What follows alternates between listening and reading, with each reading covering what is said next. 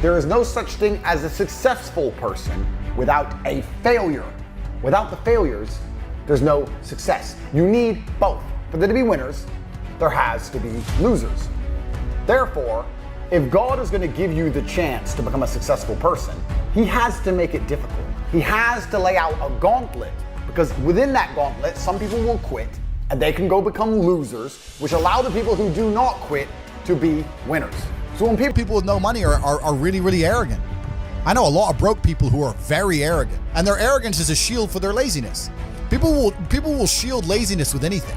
No one wants to admit they're lazy, so they'll shield it with disbelief. Lazy people never get anywhere in life, doesn't matter what it is. Doesn't matter if it's tennis or money. If you're lazy, you're never gonna get it. Quitters are the worst people on the planet. You can give a quitter absolutely everything and they will still fail. You can give it, doesn't matter what it is. If you go to IKEA and buy a flat pack fucking table and put it in front of a quitter, you will never have a table.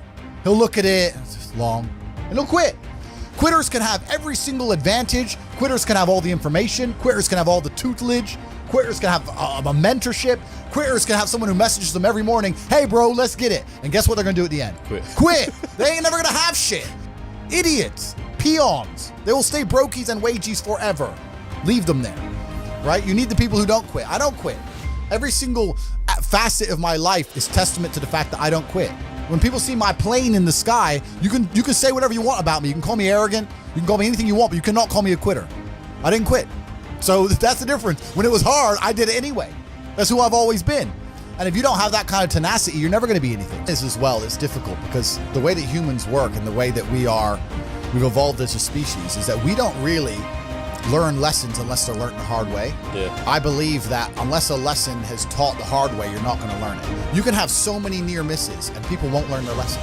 Bro, you must know a guy who goes out there, nearly crashes his car, nearly crashes his car, nearly crashes his car, doesn't slow his ass down till he wrecks it. Yeah. Like, this is how people are, right?